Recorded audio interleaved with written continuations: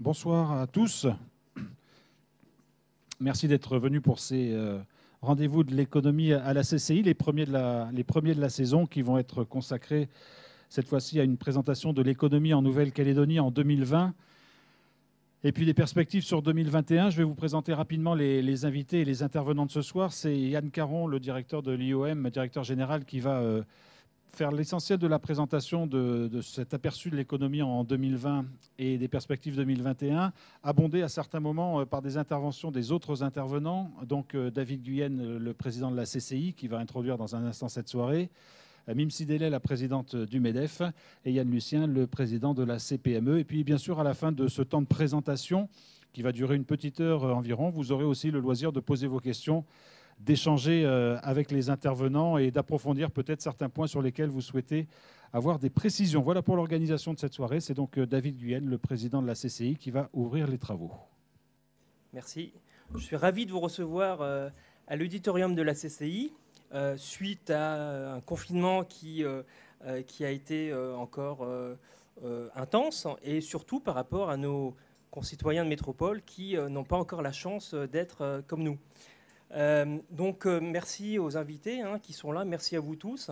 Donc 2020, évidemment marqué par plusieurs faits particuliers, l'apparition de la crise sanitaire bien sûr, qui a bouleversé le monde et qui va peut-être bouleverser aussi nos habitudes, une année de référendum et son lot d'incertitudes qui pèse sur la confiance des investisseurs, et évidemment une année qui s'est terminée sur un arrêt sans précédent, puis la cession d'un des principaux outils productifs du nickel, avec des impacts économiques forts au-delà du secteur du nickel, et aussi une atteinte inquiétante parfois à l'état de droit. Malgré tout, les entreprises ont traversé cette année très particulière avec beaucoup de résilience. Elles ont consenti à de gros efforts pour l'intérêt collectif. Ça, c'est vraiment important. Elles ont passé cette année grâce à la solidarité de l'État. Monsieur Caron est un petit peu le représentant de l'État ce soir, et des institutions, le gouvernement, les provinces. Donc nous saluons Monsieur Gess et Monsieur Blaise. Et sans ces aides, évidemment, on n'aurait pas pu s'en sortir.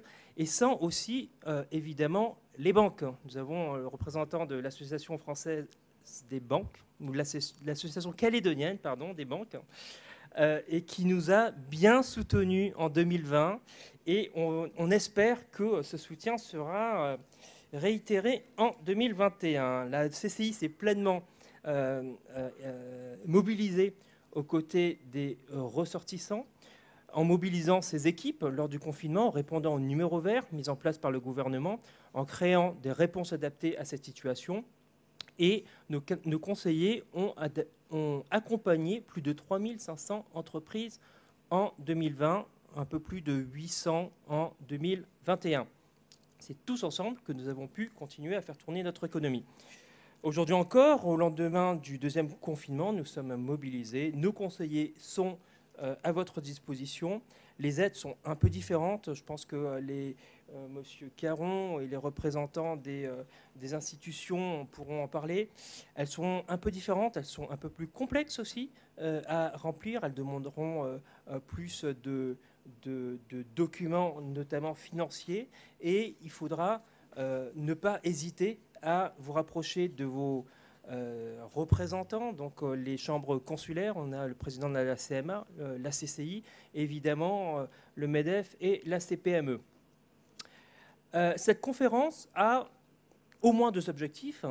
Identifier ce qui a bien marché en 2020, répliquer ou adapter le dispositif en 2021, et identifier des scénarios de relance pour 2021 pour que le monde de l'entreprise adapte ses perspectives et ses investissements. Donc je vous laisse dans les mains de Monsieur Caron, qui est passionnant. Donc je vous le vends déjà comme ça parce qu'on a eu l'occasion d'échanger, et il va rendre l'économie simple et passionnante. Voilà. Ouais, merci David. Merci beaucoup David. Merci à la CCI de nous accueillir ici. Merci à tous d'être présents. Je vais essayer, passionnant, je ne sais pas, mais de vous donner un petit peu d'éclairage. Alors je précise que je ne porte pas la parole de l'État, hein, mais la parole de l'IOM. Comme vous le savez, alors nous sommes la Banque centrale, et la Banque centrale, on va dire, qui met en œuvre la politique monétaire de l'État, mais sur nos activités, je dirais, d'études économiques, on a une certaine liberté de ton, d'analyse et de collecte d'informations. C'est pour ça qu'on n'est pas non plus sur le porteur d'une parole officielle, et c'est ce qui est bien dans ce genre d'échange. Ce que nous faisons tous les trimestres, c'est un suivi macroéconomique et également par secteur d'activité de la conjoncture économique. Et ce que l'on va vous présenter là, ce que je vais vous présenter là, c'est la synthèse économique sur l'ensemble de l'année 2020. C'est plus qu'une compilation de chaque trimestre, c'est le regard global qu'on peut porter à la fin d'année et puis se projeter un petit peu déjà sur l'année 2021. Et on va voir que tout l'intérêt de l'exercice, justement, c'est d'essayer d'éclairer un petit peu cette compréhension de l'année 2020, de cette profusion d'événements qu'on a vécus, et puis au travers de cela, d'éclairer un peu les orientations qu'on peut en déduire, en tirer pour éclairer l'année 2021. Alors que j'appuie sur le bon bouton. C'est pas ça, pardon, c'est ça.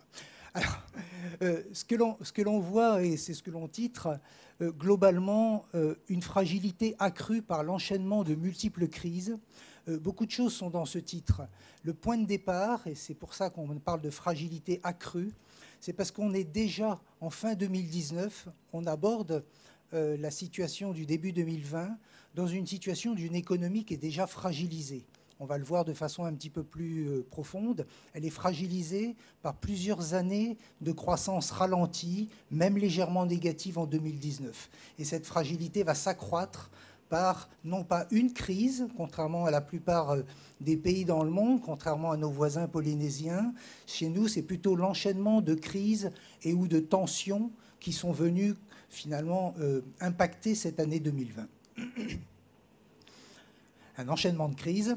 Le premier point, ça, je vais rapidement passer sur ces points, donc c'est la crise sanitaire, avec des particularités qui là aussi sont décisives pour la suite.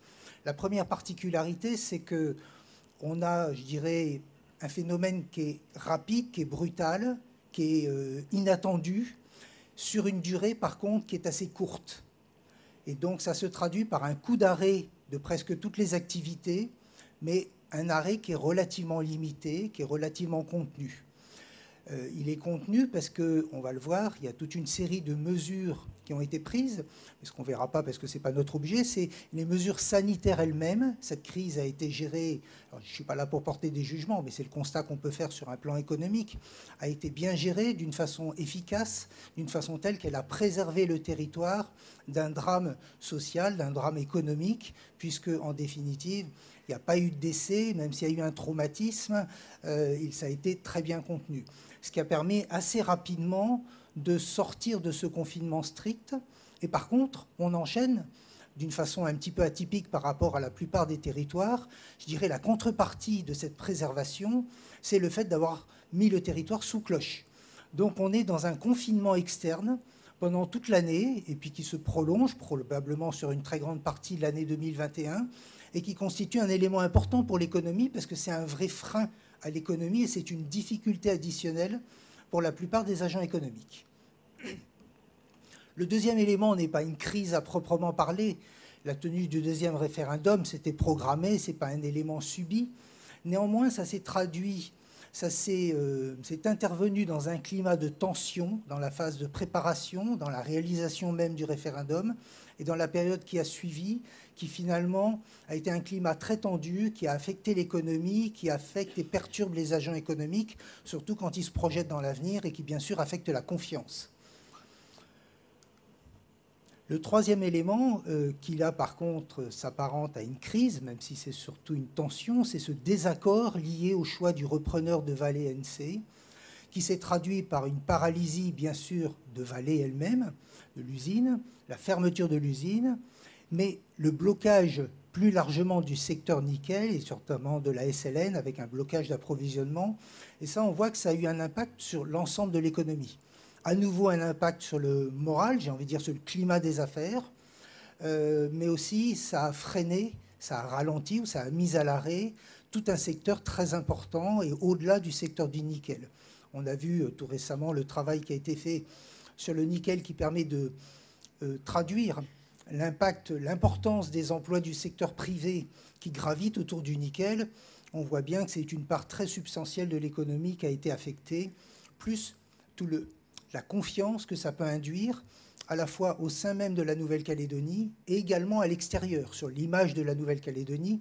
Et c'est un élément qui est très important parce que nous sommes dans une économie qui est à la fois interdépendante par le nickel, mais aussi par toutes ses activités, et qui est également dépendante. On l'a bien montré quand on a présenté la balance des paiements. Enfin, on a un dernier élément qui impacte cette activité de l'année 2020 et peut-être plus encore 2021, puisqu'on en est toujours là, c'est le fait que le budget n'a pas pu être arrêté, voté en 2021, et ça aussi, ça aggrave le climat d'incertitude générale, qui est un élément décisif pour les agents économiques. Comme je l'ai dit tout à l'heure, tout ça, ça se fait sur un fonds global qui est un fonds de fragilité accumulée depuis plusieurs années de croissance ralentie. Je crois que ce point est très important. Il faut vraiment le mettre en avant, vous le savez tous. On a eu en Nouvelle-Calédonie, pas tout à fait les 30 glorieuses, mais presque, une période longue d'une croissance soutenue de l'ordre de 3% de façon assez durable, tiré bien sûr par les gros investissements d'usines sur le nickel, tiré par de gros investissements publics de mise à niveau du pays, qui a un niveau d'infrastructure très poussé, tiré par le logement, et notamment le logement social, dont les parcs se sont beaucoup développés, et par l'équipement en général de l'ensemble des ménages, que ce soit sur leur logement, quand il est privé, que ce soit sur leurs voitures, leurs bateaux, leurs équipements, etc. Et donc, pendant plusieurs années, on a eu cette croissance de l'ordre de 3%. Et puis, toutes les années récentes, elle s'est vraiment ralentie, on pourrait même dire un peu effondrée, jusqu'à ce qu'elle devienne, c'est les derniers calculs qu'on a fait sur le PIB dans le cadre du sérum, carrément un petit peu négative, parce que si on intègre le nickel, on est en 2019 sur une croissance négative, à peine légèrement positive si on est hors nickel. Ce qui est une façon de faire une petite distorsion de réalité, de statistique. Tout ça, on le trouve, on le voit assez bien, ça se caractérise sur le climat des affaires. Donc le climat des affaires, c'est une enquête qu'on fait auprès de l'ensemble des chefs d'entreprise, enfin de nombreux chefs d'entreprise, certainement que plusieurs d'entre vous y contribuent, demandant le regard sur toute une série d'indicateurs sur le trimestre qui vient de s'écouler, le trimestre et sur les perspectives du trimestre à venir. Ce climat des affaires, alors est-ce que j'arrive à utiliser le pointeur? Non, c'est pas ça. Ah si, pardon, il est là. Quand il est sur le trait 100, ce climat des affaires, c'est la moyenne de longue durée. Et cette moyenne de longue durée, elle est assez haute par rapport à notre climat des affaires Nouvelle-Calédonie, la courbe rouge qui est en bas. Vous le voyez, pendant toute la période, depuis 2014, on est au-dessous de cette moyenne de longue durée. Ça traduit le fait que dans les années antérieures, comme je l'indiquais, on était à une croissance beaucoup plus soutenue de l'ordre de 3%. Globalement, à 100, on est à peu près à 3% de croissance. Quand on est au-dessous de 100, on est sur des croissances qui sont beaucoup plus faibles. Et sur la tendance longue, on est à peu près à 1%. Donc, ce climat des affaires, il a été fortement affecté par la crise. On voit donc qu'il s'est effondré, comme c'était jamais arrivé, au plus bas sur le premier confinement. J'ai envie de dire que c'est aussi un indicateur de ressenti des chefs d'entreprise, donc il est normal que ce climat ait plongé. Ce que l'on voit, c'est qu'il s'est redressé assez rapidement. Il s'est redressé assez rapidement dans la période qui a suivi, pour toutes les raisons que j'ai indiquées. Une crise sanitaire à proprement parler qui a été courte, pas de drame. Et puis, on va le voir de façon plus approfondie, toute une série de mesures qui ont permis d'atténuer la portée et également d'en reporter, d'en différer la portée ou de la reporter sur d'autres partenaires. On va approfondir tout ça dans un moment. Donc, on a un effet de remontée progressive de ce climat des affaires. Le point que l'on voit ici. Et puis, on chute à nouveau sur la fin d'année, alors qu'on était sur une belle tendance de reprise. Et ça, c'est l'impact direct, probablement un peu du second référendum, mais surtout de la crise et de tout ce que cela a entraîné comme ralentissement de l'économie et comme une inquiétude sur le repreneur de l'usine du Sud, enfin plutôt sur la reprise de l'usine du Sud. Un point de comparaison, on vous a mis le graphique également de la Polynésie, on voit une situation totalement différente. La Polynésie, depuis quelques années, sur une croissance, après avoir connu un marasme économique pendant une dizaine d'années, alors que nous étions dans une économie à croissance soutenue, ils ont été, les années les plus récentes, sur une reprise économique assez forte, complètement tirée par le tourisme. Donc ils sont partis de beaucoup plus haut, et la chute est évidemment beaucoup plus violente, puisque le tourisme s'est arrêté de façon très brutale, de façon très durable, et que ça représente une part très concentrée de leur activité économique. Voilà, donc ça permet de pondérer un petit peu les choses et de voir ces différences de situation. On va voir maintenant que cette crise sanitaire, elle est inédite et elle a un impact qui a été limité par toute une série de mesures, et mes collègues compléteront. Le premier élément, donc, c'est un retour relativement rapide à une situation de Covid-free, je l'évoquais tout à l'heure. Le second, c'est un élément très important, c'est une structure économique qui est moins vulnérable que d'autres régions, et bien sûr, si on continue d'être parallèle avec la Polynésie, notamment que la Polynésie. On a, je dirais, des économies un peu spécialisées, nous avec le nickel, eux avec le tourisme. On a eu de la chance, le nickel est plutôt constitué, on le verra tout à l'heure, une sorte d'amortisseur de crise. En tout cas, ça n'a pas été un amplificateur, alors qu'en Polynésie, évidemment, le tourisme s'est avéré comme étant un terrible amplificateur de crise. L'autre élément qui vient atténuer la crise, c'est le poids du secteur public. Les salaires, tous les salaires publics ont été maintenus. Un poids secteur public qui, relativement à d'autres régions économiques comme la Polynésie, est plus faible. Non pas qu'on ait moins de secteur public, mais comme on a un PIB par habitant qui est beaucoup plus élevé, parce qu'on a une dynamique économique plus forte et, je dirais, une industrie composée différemment, plus importante, ça fait que le poids du secteur public est plus faible. Donc il a été un moins fort atténuateur qu'en Polynésie, mais néanmoins, il est assez proche de celui qu'on a en métropole, notre poids de secteur public, donc il a bien joué ce rôle. Et puis surtout, et je vais passer la parole, on a eu un arsenal de mesures de soutien mises en place par l'État, le gouvernement de Nouvelle-Calédonie, les provinces, qui est tout à fait inédit, qui a été extrêmement rapidement mis en place et qui a été extrêmement efficace. Et on a un secteur bancaire qui a été le relais en partie de ces mécanismes et qui a joué le jeu aussi pleinement, puisque le secteur bancaire, on reviendra tout à l'heure un petit peu plus sur l'impact bancaire, mais a permis d'une part de différer des impacts en différant notamment toutes les échéances pendant une période de 6 mois, toutes les échéances de prêts des entreprises. Pour les ménages, ça a été plus exceptionnel, ça s'est fait dans certains cas, mais ça a été plus exceptionnel. Et puis de mettre en place des prêts de trésorerie additionnels, ces fameux prêts garantis par l'État. Et ça a été accompagné par l'IOM, là aussi on y reviendra un petit peu plus loin, par une politique monétaire très volontariste qui a injecté énormément de liquidités pour accompagner les banques dans ce soutien très volontaire à l'économie. Ainsi, on a un impact global annuel sur le PIB, si on prend en compte à la fois le confinement strict le premier mois, puis le confinement externe. Le confinement strict, ça représentait à peu près 3 points de PIB, un petit peu plus, l'estimation qu'on peut en faire. Hein. Il n'y a que l'avenir qui nous le dira véritablement. Et puis le confinement externe, les deux cumulés, font un impact sur le PIB de l'ordre de 5,6 à 6,7% du PIB. C'est très conséquent, je dirais c'est une crise dure, brutale, et en même temps c'est beaucoup moins que ce qu'on observe sur énormément d'économies sur lesquelles c'est plutôt des impacts de 8 à 10% quand c'est pas plus.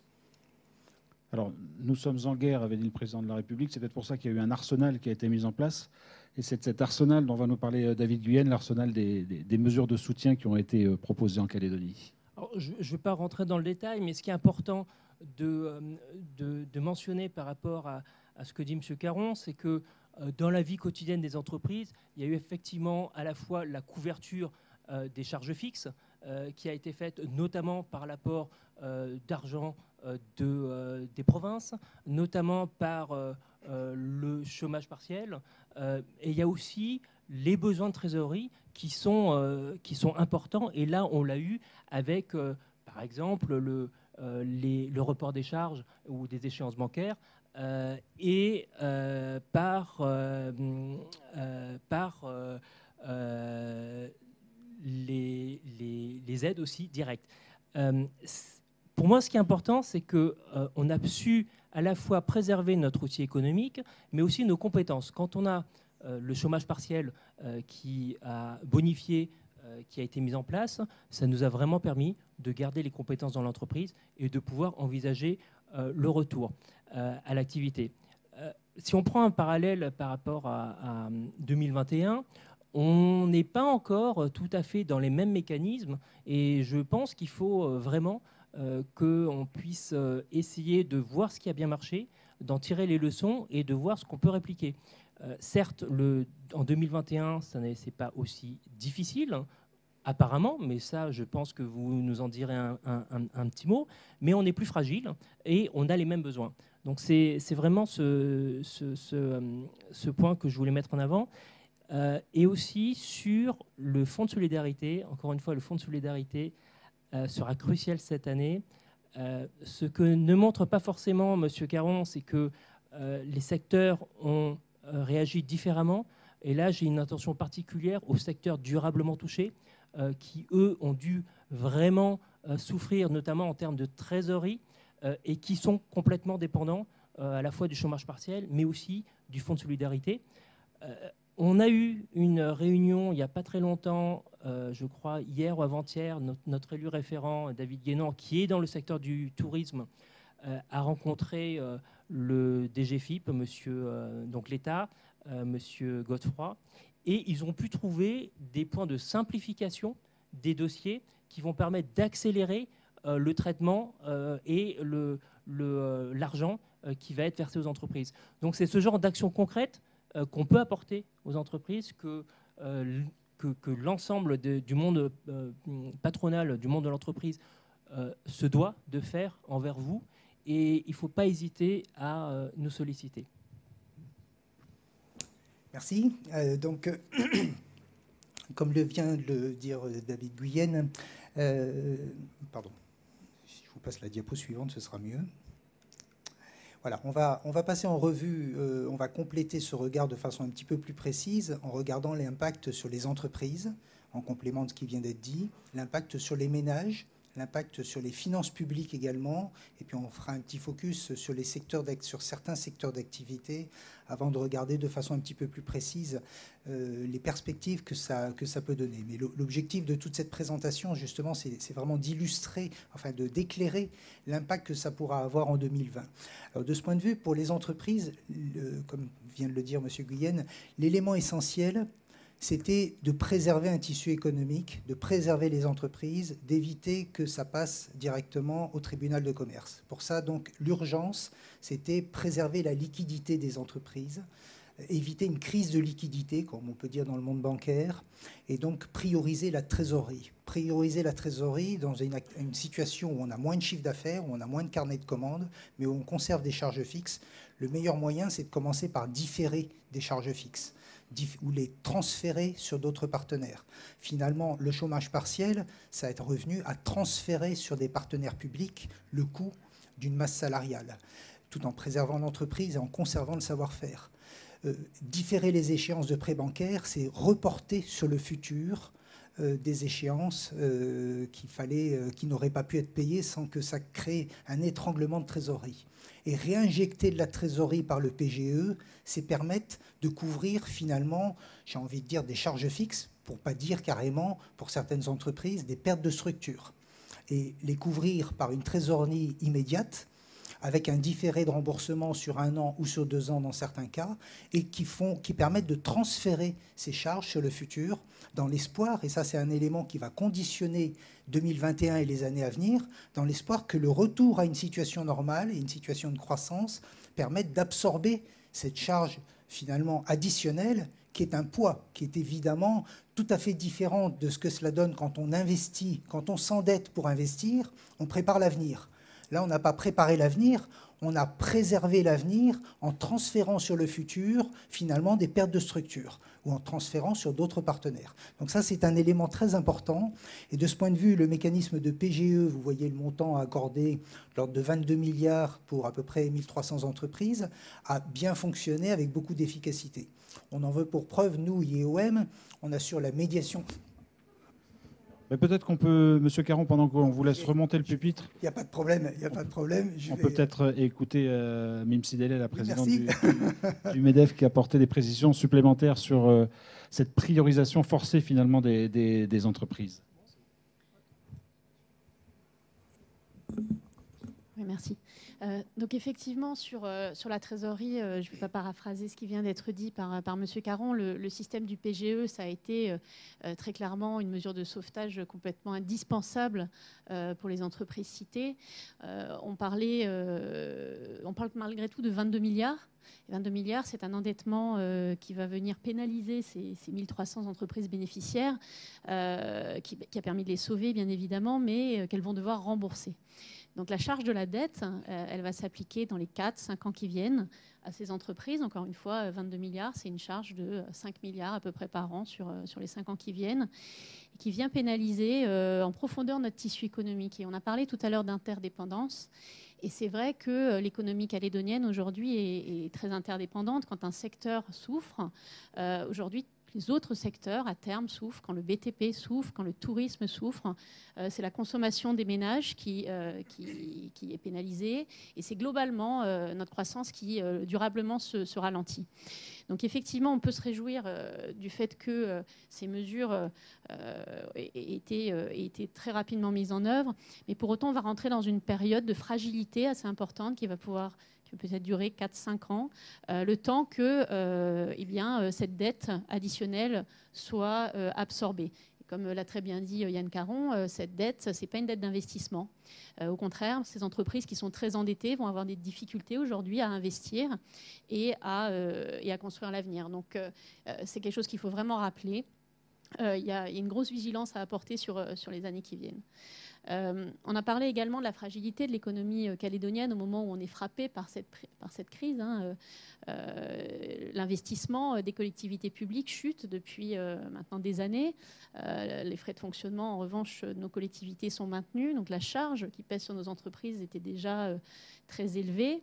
Et c'est vrai que l'accumulation des crises, donc certaines exogènes, comme le Covid, on est tous touchés. Et finalement, c'est vrai de dire qu'en Nouvelle-Calédonie, on s'en sort un peu mieux. Mais les crises politiques, l'absence de gouvernement, la crise de Valais qui a frappé Valais en fin d'année, j'ai envie de dire on n'a vraiment pas besoin de ça. Ça nous frappe à un moment donné, là c'est vraiment endogène, à un moment donné où on aurait pu s'en sortir finalement pas si mal. Et aujourd'hui, par la responsabilité interne de la Nouvelle-Calédonie à différents niveaux, on va très durablement être pénalisé. Moi, je veux parler rapidement des comptes sociaux qui sont dans une situation dramatique. Et encore là, aujourd'hui, quand on parlait d'interdépendance, le chômage partiel, c'est une très bonne mesure, mais pour les personnes qui sont concernées, c'est 30% de salaire en moins à la fin du mois. Et donc, c'est la consommation qui ne va pas dans notre tissu économique. Donc tout ça, c'est voilà, je modère un petit peu. Je reste optimiste, hein, bien sûr, mais j'en appelle à la responsabilité collective, et notamment des personnes qui gèrent notre économie, qui gèrent le pays.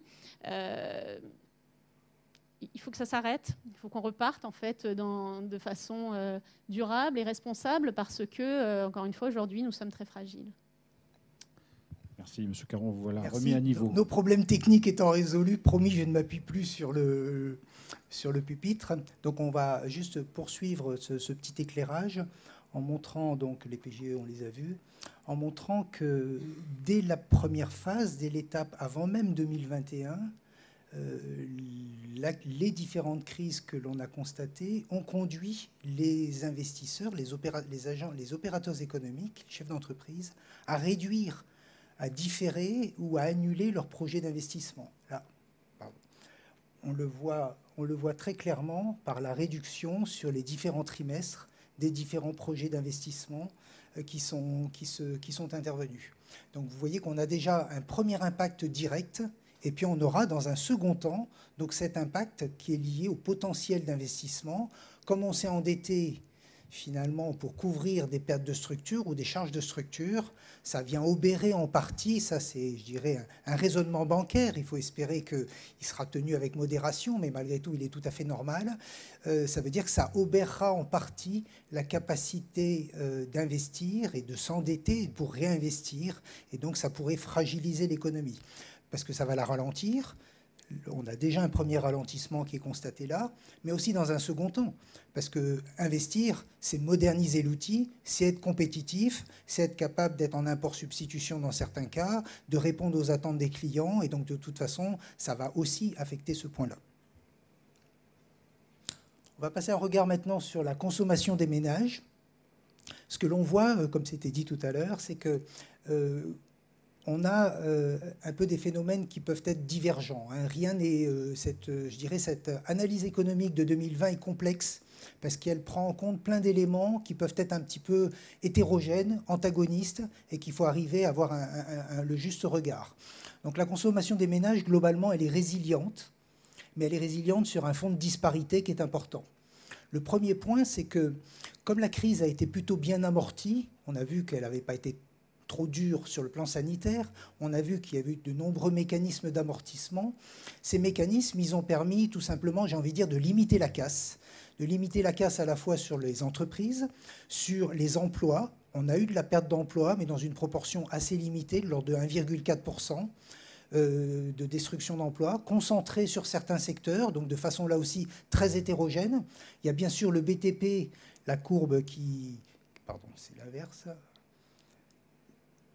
La courbe qui plonge, mais ça n'est pas quelque chose de nouveau. Et puis on a d'autres secteurs, par contre, qui sont un petit peu plus stables. Et dans la globalité, les emplois ont tout de même été relativement bien préservés. Et les revenus de la plupart des ménages, même si certains ont été affectés par le fait que le chômage partiel ne couvrait pas tout, c'était malgré tout un dispositif beaucoup plus large et beaucoup plus généreux et efficace que le dispositif normal de chômage. Il a permis de bien amortir. Plus tous les revenus, je dirais, indirects, tels que le fonds de solidarité qui ont touché beaucoup de plus petites entreprises. Or, on a un tissu économique qui est constitué d'énormément de TPE, donc ça a eu une importance, même si ça a été plutôt une façon d'atténuer. Donc le résultat de cela, c'est qu'on a eu une résilience à la fois de la consommation et même une sorte d'épargne. Alors l'un a entraîné l'autre. Dans un premier temps, parce que le mois de confinement strict est un mois pendant lequel on n'a pas consommé. Tout s'est arrêté, surtout les 2 premières semaines, 3e, 4e semaine, on a une légère reprise. On l'a bien vu aussi bien sur les flux de paiement carte bancaire que sur les flux de cash, tels qu'ils sortaient de l'IOM et des guichets bancaires.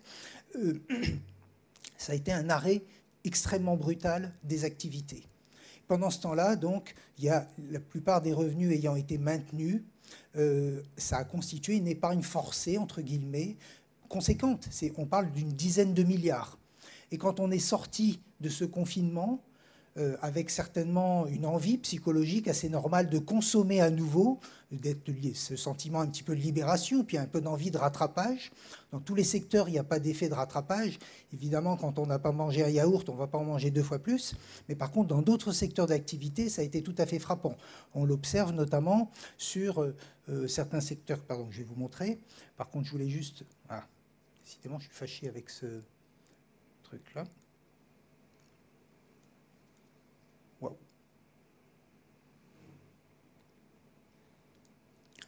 Voilà, ça c'était pour vous faire bien visualiser sur cette période de l'année 2020, d'une part, cette partie-là qui est de l'épargne finalement additionnelle, les fameux 10 milliards, puisqu'on n'a pas consommé, et puis après, ce qu'on voit comme un creux, c'est la période de désépargne, autrement dit la consommation qui a pris le relais.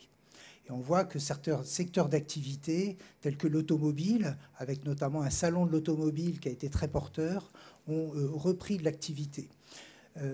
Ça a été également soutenu, cette consommation, par l'activité bancaire, puisqu'il y a eu un regain de crédit consommation, en plus de l'épargne, donc de cette désépargne. Donc les ménages ont épargné dans un premier temps, consommé une très grosse partie de cette épargne, et il y a eu une dynamique un petit peu plus favorable avec du crédit consommation qui a accompagné cela. Donc on voit bien que l'ensemble de ces éléments a permis de très bien atténuer l'impact de cette crise globalement, et c'est ce qui explique le regain que l'on voyait, la remontée de courbe tout à l'heure sur l'indicateur du climat des affaires. On va voir aussi que c'est ce qui explique que finalement sur les finances publiques, la casse entre guillemets est beaucoup moins forte, puisqu'on a eu un regain d'activité, notamment de TGC, au moins dans un premier temps, parce qu'on verra qu'il y a d'autres éléments qui impacteront 2021. C'est justement le moment d'y passer. Les finances publiques sont mises à rude épreuve. Elles sont mises à rude épreuve finalement parce qu'on a un phénomène de ciseaux. Phénomène de ciseaux avec d'un côté des recettes fiscales qui sont en baisse, ce que je viens de dire, en 2020, mais moins qu'escompté pour les raisons que je viens d'indiquer, donc de l'ordre de 7 milliards. Ce n'est pas dramatique, mais c'est déjà significatif. Dans une situation, là encore, il faut se référer un petit peu aux années antérieures. N'oublions pas la phase de mise en place de la TGC, un certain décalage, donc déjà des tensions déjà assez fortes sur les finances publiques qu'on a connues auparavant. On voit donc l'évolution des recettes fiscales. Et puis, ce phénomène, l'autre branche du ciseau, c'est des dépenses en hausse pour apporter toutes les mesures de soutien et les mesures qui ont permis de se préserver du risque sanitaire, de mettre le territoire sous cloche et de se protéger. Donc ce sont je dirais des dépenses vertueuses, mais ce sont néanmoins des dépenses qui affectent fortement les finances publiques et que l'on retrouve, là encore, on peut faire le parallèle avec ce qu'on a vu sur les entreprises. Finalement, on a différé des difficultés parce qu'on les a différées dans le temps, soit on les a transposées sur d'autres partenaires. Là, on a fait un peu les deux. Quand on a soutenu les entreprises, quand on a préservé les ménages, quand on a préservé l'ensemble de la population du Covid, on a transféré ces différentes difficultés sur les finances publiques, puisqu'elles les ont portées à bout de bras. Et on les a transférées également sur des partenaires externes, puisque c'est l'AFD, par le prêt de l'AFD de 28,6 milliards, qui les a portées à bout de bras, en partie. Et puis on les a transférés dans le temps, même phénomène que pour les PGE, puisque finalement, c'est 2 ans de différé du prêt AFD, et puis c'est 25 ans de remboursement. Ça veut dire que vous voyez qu'on a tout un mécanisme de transfert qui nous préserve d'une crise de liquidité dans un premier temps, et qui nous plonge, évidemment, dans un fardeau qu'il va falloir porter dans les années à venir. On voit que, même si ce n'est pas à des niveaux dramatiques, qu'on a un endettement significatif du secteur public qui s'est accru durant cette période.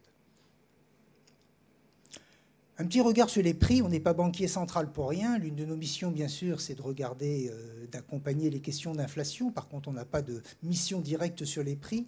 Ce que l'on observe, c'est une situation un petit peu particulière, d'une baisse tout à fait inédite, qu'on n'a pas connue dans les années antérieures, mais qui là aussi est très hétérogène et qui marque les disparités.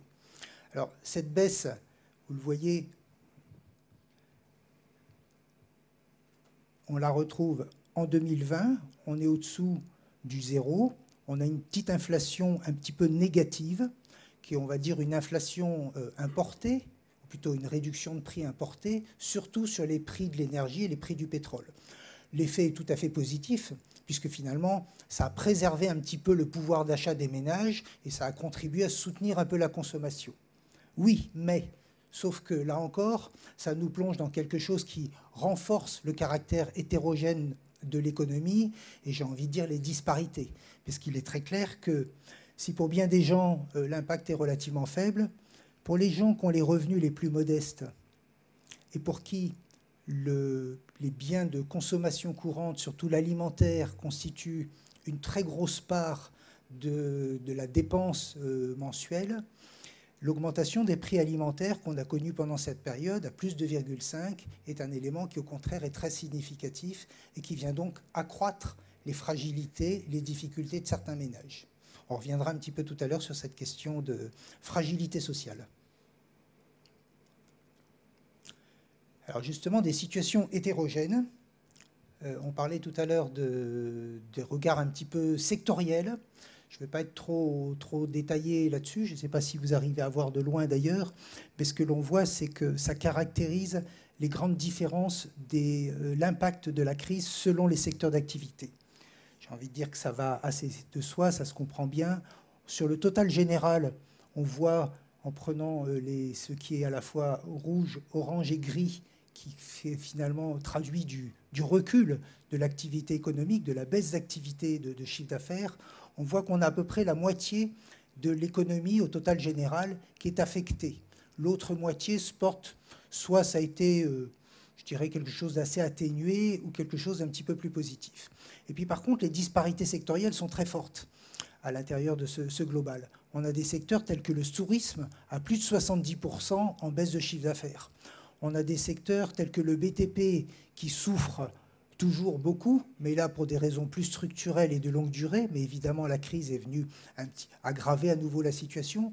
Même si on sait que la phase de reprise de consommation et de crédit conso et le fait de ne pas avoir fait des dépenses à l'extérieur, notamment sur des dépenses de vacances, etc., c'est notamment, je dirais, le confinement externe, a conduit à faire du repositionnement de budget de famille sur un petit peu d'amélioration de logement, des dépenses de ce genre, qui ont pu avoir un effet plutôt favorable sur des artisans notamment. Et on va s'arrêter un petit instant sur le secteur du BTP. Avec plaisir. Avec Yann Lucien, le président de la CPME, parmi les secteurs évidemment fortement impactés cette année. Alors oui, effectivement, le secteur du BTP est impacté, mais il faut bien comprendre que le secteur du BTP, il est en fait coupé en 3 secteurs. Vous avez le gros œuvre, donc tous ceux qui font les grands bâtiments, on va dire. Il y a le secteur de la villa individuelle et il y a le secteur de la rénovation. Et ces 3 secteurs, dans un même secteur, je dirais, ne sont pas impactés de la même manière. La commande publique étant pratiquement à l'arrêt, le BTP, le gros œuvre, est effectivement totalement ou pratiquement totalement impacté par la crise qui date depuis quelques années. Par contre, le secteur de la villa individuelle ont jusqu'en fin 2021 des marchés et des chantiers qui a peu affecté leur secteur, mais qui n'ont par contre pas de visibilité pour 2022. Ça, c'est quelque chose qu'il faut prendre en compte. Et si on vient dans le secteur de la rénovation, alors c'est un secteur qui est aujourd'hui est en plein boom, je dirais, qui a fortement bénéficié de l'épargne forcée un petit peu pendant qu'on était en confinement en 2020, qui s'est traduit par donc, de la rénovation dans les habitations, parce que les gens étant pendant un mois chez eux, ils ont bien constaté qu'il y avait des petits défauts, une fenêtre qui ne fermait pas, une cuisine qui était un petit peu vieille, un carrelage à refaire. Et cette activité a été ralentie avec les événements de décembre, mais qui est repartie en 2021. Et aujourd'hui, ce que l'on me fait remonter, c'est que tous ces secteurs de la rénovation ont peur qu'aujourd'hui, que le secteur du gros œuvre descende dans de la rénovation parce qu'effectivement, ils sont trop affectés, quoi. Donc, c'est des données qu'il faut prendre en compte, qu'on va continuer à suivre dans les mois qui viennent pour savoir comment ce secteur évolue. Voilà. Et on va s'intéresser maintenant au secteur du nickel, Yann Caron. Voilà, juste avant, je montre juste ces 2 graphiques qui montrent bien ces disparités. Pour le tourisme, le trafic passager aérien qui s'effondre complètement, marché de l'automobile, comme je disais tout à l'heure, une reprise assez forte soutenue par ce phénomène un peu de regain de consommation et certainement de recentrage sur le marché intérieur de dépenses qu'on aurait pu faire en partant en vacances, notamment sur des gros budgets à l'extérieur. Et alors le secteur du nickel, on n'y échappe pas et comme on l'a vu, sa part dans l'économie est beaucoup plus importante que ce que ça pèse dans le PIB à proprement parler. Et là aussi, on a une situation qui est complexe, qui est duale et un secteur qui est sous tension. On a d'abord un environnement mondial qui, en définitive, nous a été assez favorable. C'est bien en cela que je disais, en faisant la comparaison tout à l'heure avec nos pauvres amis polynésiens, que ce qui, chez eux, avec le tourisme, est venu être un facteur d'aggravation de crise, pour nous, le nickel a plutôt été un facteur, je dirais, d'atténuation de crise. Ou tout au moins, on pourrait peut-être dire, en étant un peu sévère, qu'il aurait pu l'être si nous ne nous étions pas acharnés finalement à aggraver un petit peu la situation pour des raisons de tension sociale et politique, malheureusement. Donc on n'a pas tout à fait réussi à saisir les opportunités que nous avions, alors que le nickel, le cours du nickel n'a pas fléchi. Il s'est même, on le voit sur ce graphique, redressé très fortement pendant la période, et il était au plus haut au moment où malheureusement nous étions à l'arrêt. Et puis il a été soutenu par plusieurs éléments. D'abord le redémarrage assez rapide de la Chine, qui est rentré en premier dans la situation de crise, mais qui en est sorti en premier et qui, bien évidemment, tire nos activités. Le marché des batteries électriques qui apporte un soutien à l'ensemble, et peut-être plus particulièrement au nickel calédonien. Et puis, bien sûr, on a cet élément de perturbation de l'offre calédonienne. Le résultat, c'est qu'on a une production à peu près plus 1,5%, avec des exportations de minerais qui, elles, sont en hausse de plus 21,9%. Heureusement, c'est ce qui nous a un peu tiré d'affaire. Et en revanche, une production métallurgique de moins 3,9%, plombée, peut-on dire, par des problèmes techniques, par les tensions liées au choix du repreneur de l'usine du Sud. Je voudrais insister sur ce point-là. Ce n'est pas un élément nouveau. Si je ne me trompe, je crois que c'était moins 17% l'année précédente. On a trois grosses usines qui sont en difficulté pour des raisons de choix techniques, pour des raisons de montée en puissance concernant KNS, pour des raisons d'investissement et de coûts de production, de positionnement concurrentiel concernant notamment la SLN, pour des questions également de tension sociale. Quand la SLN produit sur une douzaine de sites, ou une dizaine, je ne sais plus, et qu'il y en a un qui est bloqué, ça modifie tout son mix de ce qu'il faut mettre dans les fours, et du coup, ça perturbe totalement la production, ce qui veut dire que ce qui pourrait être un atout, là aussi, apparaît plutôt comme une vulnérabilité. Et puis, bien sûr, les tensions fortes sur la reprise de l'usine du Sud ont finalement beaucoup aggravé la situation, alors même qu'en définitive, les choix que Vale avait faits sur un plan technique de fermeture de sa raffinerie et de repositionnement sur un produit différent s'était très rapidement avéré porteur et source d'espoir. Le résultat, sur ce point-là, impacte notamment l'économie dans son ensemble et plus particulièrement les échanges économiques qui se contractent. Pas uniquement pour le nickel, mais déjà sur les exportations, on a une contraction forte de 4,4% directement liée à la production de nickel et de 21, alors qu'on a plus 21% pour le minerai. On a des importations qui sont en baisse. C'est une situation un petit peu normale liée au fait d'avoir un territoire sous cloche, d'avoir aussi, je dirais, on a un phénomène de correction technique. Donc de ce point de vue-là, ce n'est pas très alarmant parce que par rapport à 2019, nous avions eu en 2019 de très gros niveaux d'importation liés à de gros achats, le renouvellement des bus d'Aircalin, tout le parc de réseau de bus de Taneo, et ce qui est plus quelques gros chalutiers. Donc ça avait fait de gros éléments qui sont corrigés et qui apparaissent comme une correction technique. Néanmoins, ce ralentissement d'échanges extérieurs, évidemment, constitue autant de flux économiques en moins et toute une série de partenaires économiques dont ça ralentit les activités. Ça a un petit effet positif, c'est que ça réduit le déficit commercial, moins 37 milliards. Ça améliore un peu le taux de couverture. C'est un élément important sur la structure d'une économie. En même temps, ça ne nous impacte pas directement comme ça pourrait l'être si nous étions un pays indépendant, comme on serait dans le cas de n'importe quel autre État. Et on en a beaucoup qui aujourd'hui sont très vulnérables lorsque le niveau de leur devise dépend directement de leur capacité d'exportation, de l'équilibre de leur balance commerciale et finalement de leur réserve en devise. Et lorsque ça s'effondre, ça veut dire que c'est toute l'économie qui s'effondre. Point complémentaire, un regard un petit peu focus, même si j'en ai un petit peu parlé tout à l'heure, sur l'activité bancaire. L'activité bancaire a été décisive dans cette année 2020 pour totalement mobiliser, pour soutenir l'économie. On a deux éléments. On a un élément qui là est moins le fait des banquiers que bien sûr le fait du comportement des agents économiques sur l'épargne, ce qu'on a vu tout à l'heure. Donc on a une hausse des dépôts à vue avec l'épargne forcée, cette période de confinement. Et puis on a aussi un renforcement de la trésorerie des entreprises, puisque tous les dispositifs que j'ai évoqués tout à l'heure ont conduit à différer de la dette et a conduit à réinjecter de la trésorerie. Et comme cette trésorerie visait à ce que ça permette de faire amortisseur, contrairement à un prêt qui rentre dans l'entreprise au passif et qui sert tout de suite à acheter un bien, donc ça veut dire que la trésorerie ne reste pas, là, forcément, on constate plutôt une amélioration de trésorerie des entreprises. Ça ne veut pas dire qu'elles vont bien pour autant, ça veut dire juste qu'elles se sont donné une sorte d'assurance, un filet de sécurité pour faire face à la période actuelle et faire face aux dépenses. Et puis, donc, on a des crédits. Et c'est là que les banquiers ont très bien joué le jeu, à la fois sur les différés d'échéance et aussi sur la mise en place de ces PGE. Ces PGE sont des prêts qui ne sont pas des prêts de l'État, vous le savez bien, sont des prêts garantis par l'État. Là aussi, on a un mécanisme de transfert, c'est-à-dire qu'on transfère du risque. Au lieu que ce soit du risque pris par les banques, c'est du risque pris à 90% par l'État au travers de la Banque publique d'investissement, les banques conservant 10% de risque.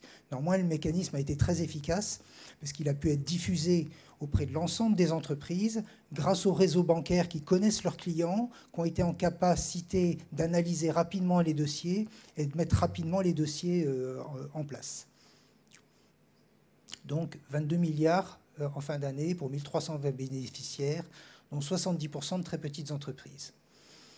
Voilà, on a eu aussi, je l'ai évoqué tout à l'heure, un soutien à la consommation, puisqu'on a eu un regain de crédit consommation de l'ordre de 2,9%. Et par contre, pour l'habitat, on a un taux de croissance qui reste positif, donc les choses ne se sont pas effondrées, mais néanmoins, on est sur la prolongation d'un net ralentissement des crédits à l'habitat qu'on a déjà observé dans les années antérieures. Et ça tient plus au fait de la structure de l'économie, avec un niveau, je dirais, d'équipement d'habitat de la plupart des ménages, aussi un petit peu d'excès d'offres d'habitat, puisqu'on a un parc immobilier de logements sociaux et de logements intermédiaires qui est assez abondant, et il y a même un certain nombre de logements qui sont vacants. Voilà. Puis le dernier élément en ce qui concerne les prêts, c'est ce prêt qu'on appelle hors zone, c'est-à-dire que c'est un établissement externe, l'AFD, l'Agence française de développement, qui est venu apporter ce financement de 28 milliards et demi. Un élément qui est très important et qui traduit bien cette situation actuelle d'atténuation de l'impact de la crise, c'est que le portefeuille bancaire est resté sain. C'est-à-dire que l'ensemble des risques que les banquiers portent sur l'économie, sur les entreprises principalement, sur les ménages, sur le public, le secteur public également, ne s'est pas, dans un premier temps, je dirais en apparence, dégradé. Ça veut dire clairement, on n'a pas eu, comme on l'a connu sur d'autres crises, une explosion des impayés. Il y en a un petit peu plus, donc on a une petite dégradation du risque, mais relativement faible. Ça ne veut pas dire que le risque bancaire, dans l'ensemble, ne se soit pas dégradé. C'est-à-dire que dans l'ensemble, la plupart des entreprises, pour toutes les raisons qu'on a vues tout à l'heure, et certains ménages, sont dans une position qui est plus fragile. Moins de chiffre d'affaires, moins de résultats, peut-être des pertes, donc des fonds propres qui ont été affectés, et puis un endettement additionnel pour couvrir des pertes de structure. Donc on a de la trésorerie, on a évité la crise de liquidité. Cette trésorerie, c'est un filet de sécurité, n'empêche qu'on est dans une situation plus fragile. Et on l'a vu tout à l'heure, on a également de très fortes disparités sectorielles. Ça veut dire qu'on a aussi des secteurs qui sont en très grande difficulté. On a également des ménages, et je pense qu'il ne faut pas négliger cet aspect-là, qui sont aussi dans de plus grandes difficultés. Ils sont peut-être moins des clients bancaires, mais on va en avoir certains. Nous, IOM, qui tenons le secrétariat de la commission de surendettement des ménages, on observe dans des proportions qui sont significatives, même si le volume global de dossiers de surendettement reste très faible en Nouvelle-Calédonie, mais malgré tout, il y a eu une forte augmentation des dossiers qui ont été déposés sur l'année 2020 et qui continuent en 2021. Ça traduit cette fragilisation d'un certain nombre de ménages. Alors, je ne peux pas ne pas parler du rôle de la Banque centrale que nous sommes. Et donc, l'IOM a joué un rôle qui est... Je dirais l'IOM, c'est le grossiste en quelque sorte des banquiers.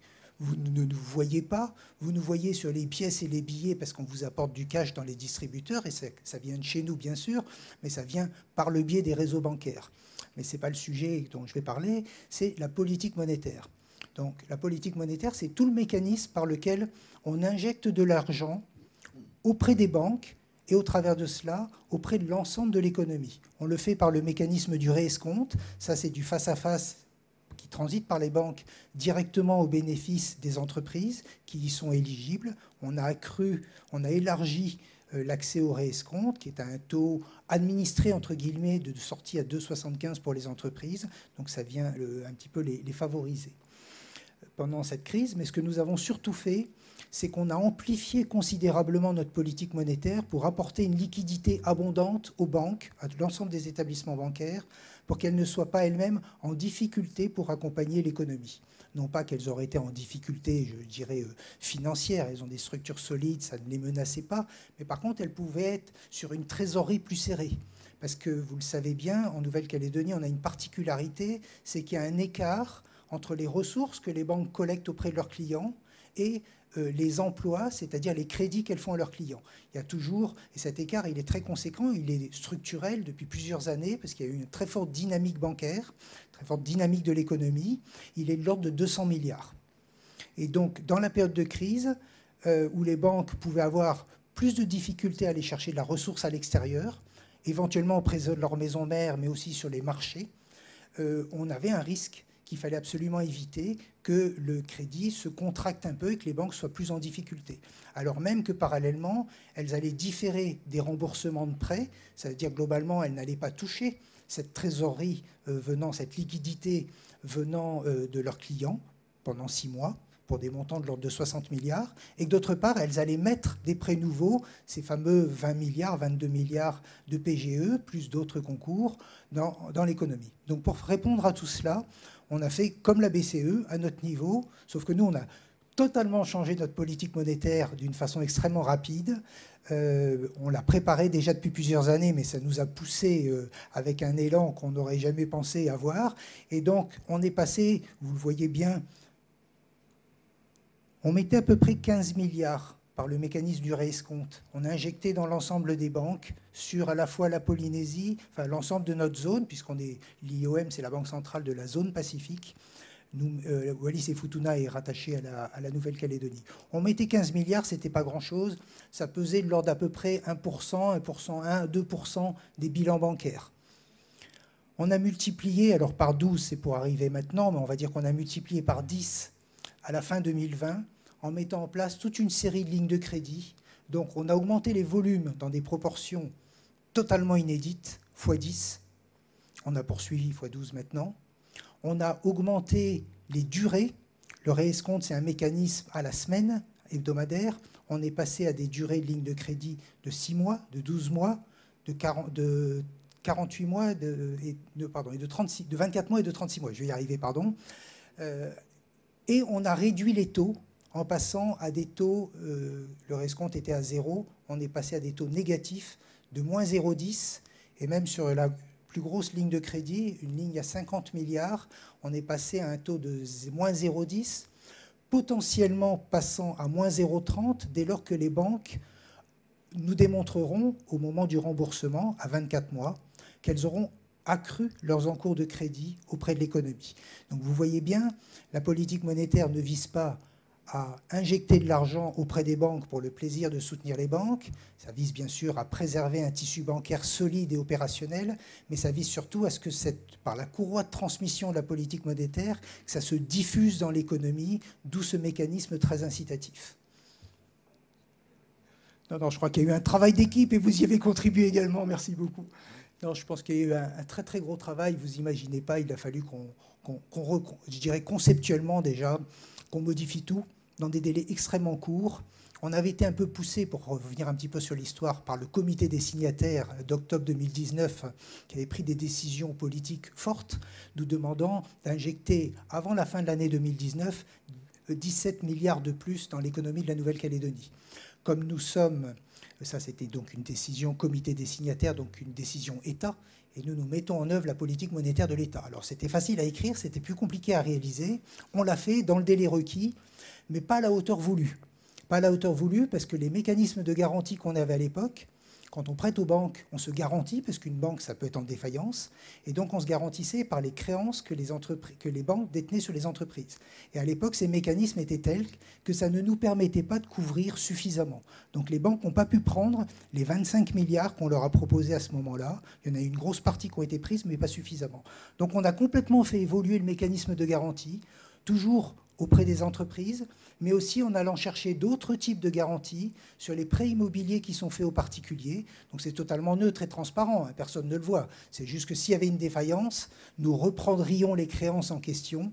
Et ça, c'est ce qui nous a donné la profondeur nécessaire pour passer à plus de 150 milliards, alors qu'on était à 15 milliards dans le dispositif qui précédait. Voilà, je ne voudrais pas être trop long sur ce sujet technique. On pourra faire une soirée spéciale avec vous, Monsieur Caron, sur ce financement des banques. On fera une soirée spéciale avec vous sans problème. C'est pas très excitant, je reconnais, mais ça fait partie, malgré tout, il faut en parler, parce que ça fait partie de ce qui permet de financer l'économie. Je pense que dans le contexte actuel, ça doit tout de même interpeller. parce que le rôle de la Banque centrale est important. C'est la puissance de feu de l'État, c'est la crédibilité et le savoir-faire de l'IOM, l'appui également de la Banque de France, la compétence de la BCE quand il le faut par, je dirais, les mêmes mécanismes que ceux qu'on met en œuvre, que met en œuvre la BCE, même si on les adapte à nos territoires. Je vais passer maintenant... Non, on a une... On va avoir un temps d'échange et de questions-réponses, mais avec nos invités, on va peut-être regarder un petit peu l'année 2021. Voilà. Les perspectives avec nos trois intervenants. On va commencer avec Yann Lucien, le président de la CPME, qui va nous parler des finances publiques, mais qui va aussi nous parler d'une enquête menée auprès des adhérents de la CPME sur que vous appelez l'impact 2021. Alors, effectivement, quand on a su qu'on mettait en place cette soirée, j'ai demandé à mes équipes à la CPME d'appeler nos adhérents, à peu près 10% de nos adhérents, pour avoir une idée de l'impact qu'avait pu avoir le confinement de 2021 sur leurs entreprises. Et quelques questions pour savoir comment ils envisageaient l'avenir. Donc, ce qu'il en ressort, c'est que durant ce confinement, 73% des entreprises ont maintenu leur activité. Donc, ce qui n'est pas trop mal. Par contre, plus des 2 tiers, 2 sur 3 pour être précis, ont eu des pertes de chiffre d'affaires. Alors, je vous passerai les détails parce que ce n'est pas vraiment le but de l'étude, mais voilà, c'était un petit peu des grands points clés en fait, que je voulais savoir. Voilà. Qu'aujourd'hui, les aides sont à 53% suffisantes. Qu'elles n'ont pas fait appel au PGE en 2020. Donc, ça représente 27%, 27,5% exactement des entreprises. Donc, ce qui veut dire qu'elles pourront certainement faire appel si elles ont été impactées, pour celles qui ont été impactées en 2021. Que la mise en place des remboursements pour celles qui l'ont fait, il a été demandé à 41%. Donc, à peu près moins de la moitié des entreprises savent déjà comment elles vont rembourser leur PGE. Qu'est-ce que je peux vous dire d'autre? Alors, le degré de confiance dans l'avenir, ça, c'est quelque chose qui, quand même, est pas mal. Plutôt satisfaisant à 53%, 54% même. Voilà. Donc, malgré la situation dans laquelle on a été et avec ce confinement, nos adhérents sont plutôt confiants en l'avenir. Voilà. Donc, on espère que toutes les aides qui ont été mises en place vont pouvoir leur permettre de continuer à sortir la tête de l'eau.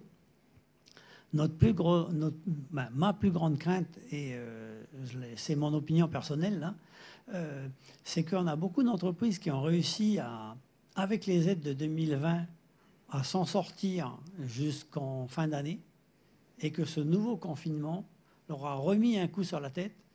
Et j'espère que nos amis banquiers qui sont présents ce soir dans la salle, et avec l'aide de notre ami M. Caron, avec qui j'ai déjà fait des médiations du crédit, va nous permettre de continuer à maintenir ces entreprises qui aujourd'hui sont impactées, je dirais, contre leur volonté, à sortir de la tête de l'eau. Voilà.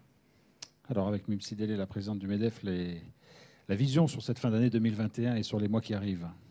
Je dirais que Yann Lucien vient d'employer un mot intéressant, c'est l'optimisme des chefs d'entreprise. Et c'est là-dessus que la Nouvelle-Calédonie va pouvoir compter, je pense, pour se relancer. Parce que malgré tout, bon, c'est vrai qu'Yann Caron, évidemment, est spécialiste du domaine, mais la relance post-Covid, les 28 milliards, c'est de la dette. Le PGE, 22 milliards, c'est de la dette. Le sauvetage de nos comptes sociaux, pour l'instant, c'est de la dette. Enfin, ce sera de la dette quand on aura un gouvernement qui pourra contractualiser cette dette. Et aujourd'hui, le monde économique, vous comprenez, n'importe quel gestionnaire d'entreprise comprend qu'on ne peut pas vivre sur la dette pendant très longtemps. Donc on est optimiste et c'est pour ça que le monde économique se rassemble pour essayer de faire des propositions différentes. Aujourd'hui, on a une stratégie économique en Nouvelle-Calédonie qui est basée sur la métallurgie, participation bénéficiaire d'ailleurs des collectivités calédoniennes, mais pour l'instant, évidemment, aucun des projets métallurgiques calédoniens n'est rentable. Donc j'ai envie de dire, ça aussi, c'est de la dette. Donc il va falloir réinventer notre économie. Et quand je parle d'optimisme, je pense qu'il faut vraiment que toutes les forces vives du territoire, et notamment celles du monde économique, soient entendues, puissent participer, porter leur voix dans le débat pour proposer une nouvelle vision économique de la Nouvelle-Calédonie. Et c'est vrai qu'on parle de 2021, on a tous en tête évidemment les échéances politiques qui arrivent, institutionnelles. Et on sait très bien qu'il y a peu de décisions économiques majeures qui seront probablement prises avant que nous ayons défini comment nous voulons vivre ensemble ici. Mais nous voulons porter ici la voix de l'économie dans ce débat parce qu'il a trop longtemps été laissé de côté. Et c'est pour ça qu'aujourd'hui, les principales solutions qu'on ait, c'est la dette. Donc c'est très important, et là je le porte vivement parce que il faut que la confiance, et là on parlait de qu'est-ce qui va nous faire tenir, mais c'est la confiance des investisseurs. Parfois, j'entends c'est la fonction publique. Alors, j'ai beaucoup de respect pour la fonction publique. Et c'est vrai que la fonction publique permet de jouer le rôle d'amortisseur dans certaines crises. Mais ce qui fait vivre un pays et ce qui fait vivre la fonction publique, c'est son secteur privé, ses entrepreneurs, ses entreprises, qui, certes, sont optimistes, mais sont fatigués, épuisés, inquiètes, et ont besoin d'une vision de long terme maintenant. Et cette vision, on en a besoin rapidement. Donc on y réfléchit, je ne suis pas là juste uniquement pour porter une voix négative. On a beaucoup travaillé ces derniers temps avec la CPME, la CCI, la Chambre d'agriculture, l'UDP, sur des propositions. Et voilà, si aujourd'hui un message peut être entendu, c'est un message d'optimisme bien sûr, mais c'est un message un peu d'urgence sur le fait qu'il faut qu'on partage tous ensemble les conditions de cette relance économique et de cette vision qui va donner aux investisseurs que nous sommes, en grande majorité dans cette pièce, confiance dans l'avenir. Alors sur le travail mené en commun, peut-être qu'il y a des orientations qui se dégagent. David Guyenne, rapidement. Je crois que tout a été dit. Moi, je voulais juste mettre l'accent sur le confinement. Donc on en a eu 2. Je pense que le monde de l'entreprise a largement mis sa contribution à l'effort collectif en fermant, en essayant à chaque fois de s'endetter encore plus, en essayant de maintenir ses activités et ses emplois. Et un troisième confinement, on ne va pas parler de malheur parce que ça a été très très bien géré, mais un troisième, ça ne sera pas possible. Et de toute manière, je pense qu'il faudra qu'on puisse tous collectivement, et là, on va le demander, nous, aux Calédoniens, de faire, eux, leur effort pour l'ensemble de la Calédonie sur la vaccination. Donc j'espère que le membre du gouvernement en parlera, parce qu'on ne s'en sortira pas si on ne commence pas à avoir une solidarité et un effort collectif pour relancer notre économie, rouvrir notre économie et faire en sorte que les secteurs, tous les secteurs, et en particulier les secteurs durablement touchés, puissent aussi avoir des perspectives d'avenir. Mais Monsieur Caron, je crois que vous avez beaucoup d'autres choses à nous dire. Oui, mais je vais peut-être pas être trop long pour pas mobiliser la parole. Donc je vais pas reprendre l'ensemble de ces points. On va pouvoir discuter un peu avec la salle aussi. Je vais pas reprendre l'ensemble de ces points. Je voudrais juste attirer l'attention sur quelques éléments. D'abord, je partage bien le même regard. L'économie, c'est de la psychologie, c'est de la confiance. Ça veut dire que chacun d'entre nous, en tant qu'acteur, en tant que consommateur, en tant que chef d'entreprise, le comportement sera décisif sur ce que l'on va faire en 2021 et dans les années à venir. Je pense qu'il y a un deuxième élément qui me paraît très important, c'est qu'effectivement, rétablir la confiance, c'est bien sûr avoir une trajectoire politique et une visibilité politique, un outil qui est un gouvernement, mais également des orientations d'avenir. J'ai évidemment pas de regard politique à donner. La seule chose que je puis dire, c'est que dans une économie moderne et développée telle que la nôtre, on n'est pas dans une économie rustique, on est dans une économie qui a presque le même niveau de développement que celui de la métropole, qui est très sophistiquée dans tous ses mécanismes. L'économie n'est pas une option. L'économie, je dirais, c'est un point incontournable du maintien du niveau de vie, du maintien de la cohésion sociale de notre pays. Et je pense effectivement, je peux me permettre de le dire, parce que c'est le ministre Lecornu qui l'a dit lui-même, et ça a été bien repris depuis par ANC Eco, je pense qu'effectivement que l'économie doit avoir toute sa place dans ce débat, et qu'un débat qui est uniquement institutionnel et qui néglige les réalités économiques ne peut pas construire l'avenir du pays. Voilà, ça me paraît être un élément essentiel. Je pense d'autre part que ce qui ressort de cette crise et de tout ce qu'on vient de vous présenter, c'est que les choses sont bien atténuées. Il y a effectivement de vrais éléments d'espoir. Néanmoins, il y a des fragilités qui sont renforcées. sur les ménages comme sur les entreprises, et d'une façon très hétérogène. Et je pense que l'un des enjeux importants, c'est certainement d'aider, d'appuyer par des mécanismes peut-être différents, ceux qui vont se trouver notamment dans des secteurs d'activité qui sont plus touchés que d'autres. Sinon, on risque d'avoir un vrai effondrement de ces secteurs d'activité. Et il est clair que les mesures de soutien, quand on a endetté une entreprise une première fois par un PGE, qu'elle continue d'être à l'arrêt ou sur une activité plus faible, ça va être difficile de rajouter à nouveau de l'endettement. Surtout si, entre-temps, elle a un bilan qui s'est déséquilibré avec des pertes, donc des fonds propres qui se sont réduits. Ça ne sera pas possible, même si on le transfère sur le risque sur l'État, ce ne sera pas possible raisonnablement de prendre un endettement additionnel.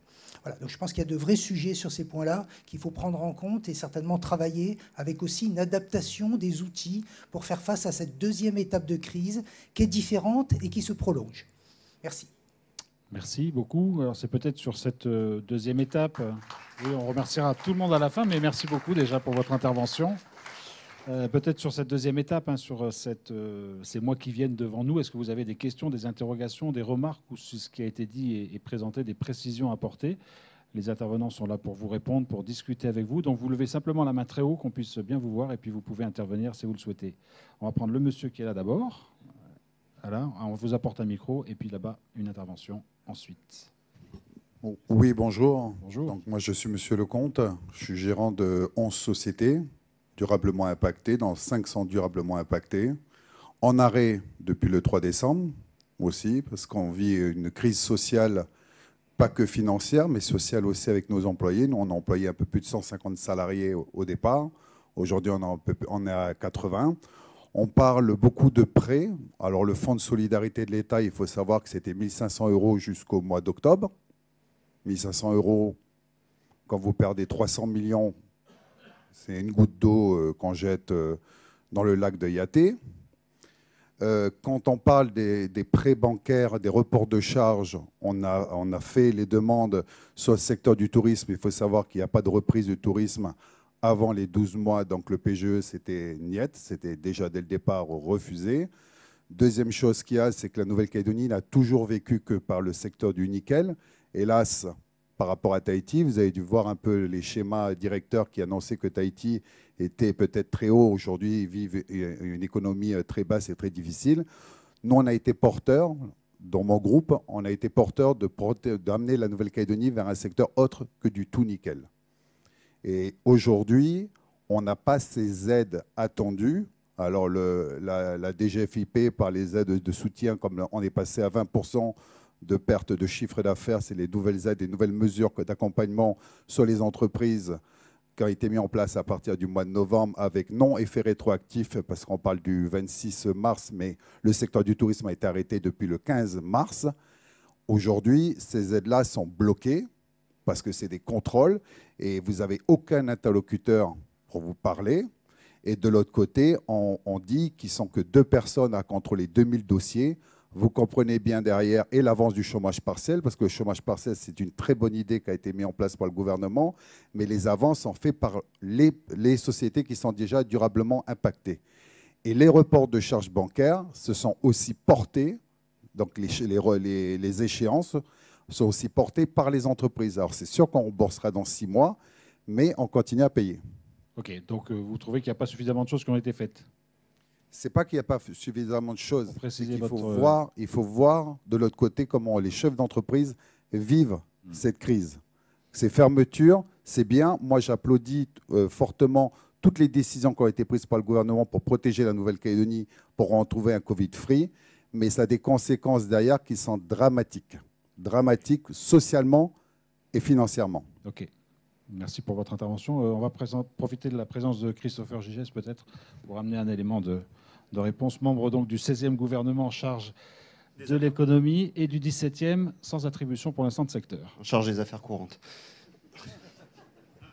Même si je n'envisageais pas les affaires courantes comme ça. Monsieur Lecomte, on a déjà eu l'occasion de discuter plusieurs fois sur cette question-là.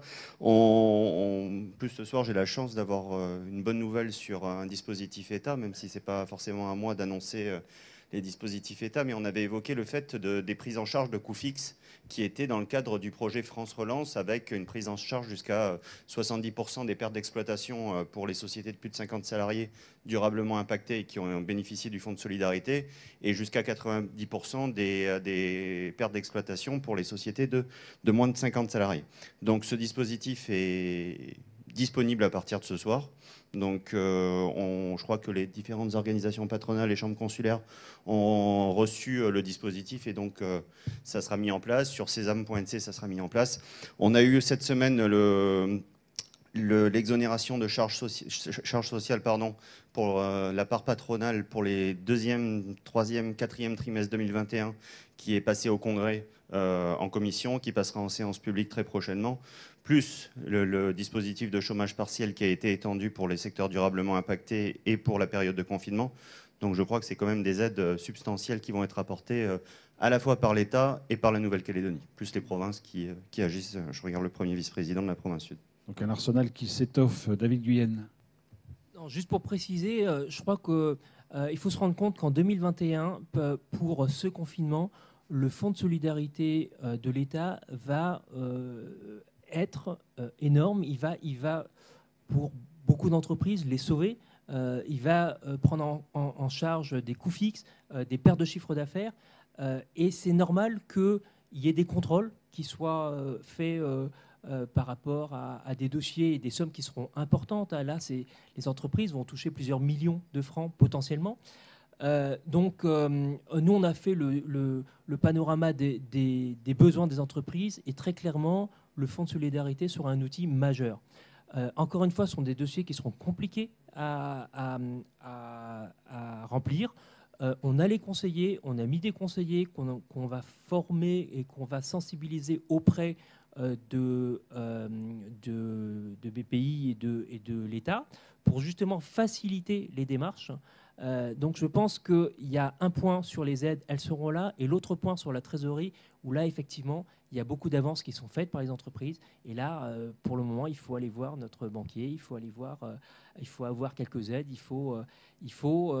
c'est vrai que c'est compliqué, mais en tout cas je pense qu'on ne se rend pas compte de la chance qu'on a et des outils qu'on a à disposition pour sauver nos entreprises.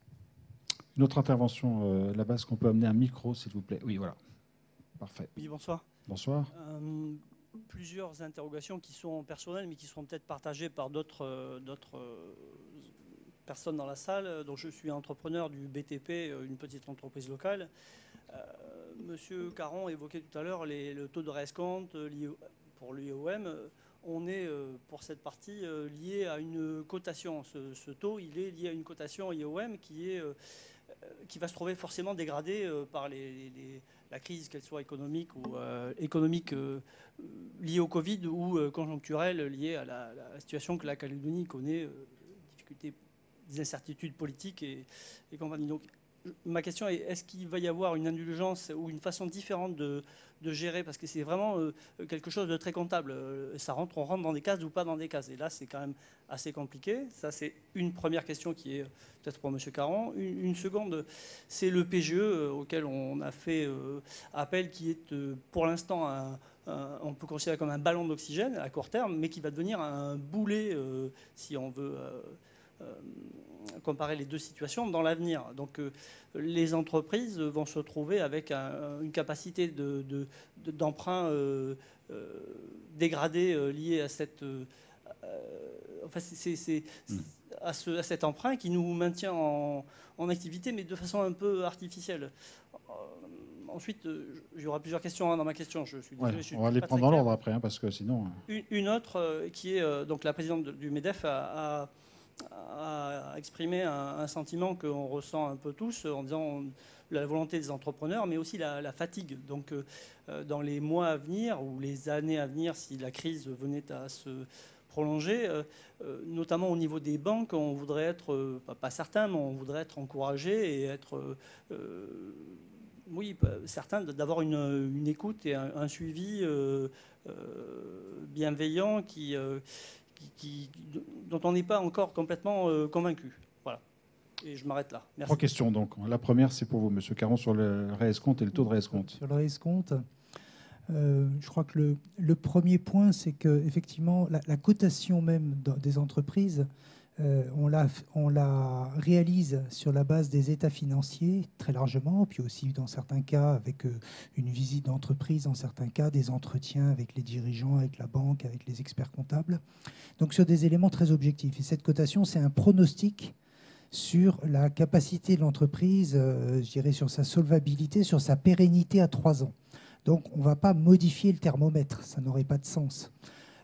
Après, sur le réescompte même, ce que l'on fait, c'est que on a, parmi les éléments de politique monétaire qu'on a décidé en 2020, on a amplifié et on a élargi le dispositif de réescompte, puisqu'il était très limité à certains secteurs d'activité et certaines zones géographiques dans une approche un petit peu de politique de développement, alors qu'on a supprimé ces critères de secteur géographique et de secteur d'activité pour que ça donne un potentiel plus large. Je vous disais tout à l'heure que c'était à peu près 15 milliards qu'on a injecté dans les années antérieures en réescompte sur les 2 places, Polynésie, Nouvelle-Calédonie. On est passé à un potentiel de l'ordre de 80 milliards. Donc ça, globalement, ça va un peu l'élargir. Alors vous me direz, j'entends bien, ça ne va pas résoudre le problème de chaque chef d'entreprise s'il y a une décote de la qualité de son bilan et que du coup, il ne devient plus éligible au mécanisme de réescompte. Alors le mécanisme est quand même assez large et assez ouvert, donc il faut déjà se trouver dans une situation tout de même devenue très défavorable pour qu'on n'y ait plus recours, d'une part. D'autre part, on a un phénomène de décalage dans le temps, puisque de toute façon, on a toujours 1 an de décalage, le temps de prendre en compte les bilans, etc. Donc je dirais qu'on n'aura pas d'effet immédiat sur ces points-là, mais je pense qu'effectivement, on ne sera pas amené à modifier le thermomètre, parce que ce pronostic sur l'avenir, cette note qu'on attribue à une situation financière d'entreprise, on est à... C'est l'heure, c'est l'heure. Non, mais il n'y a plus de micro, il faut parler très fort. Il n'y a plus de...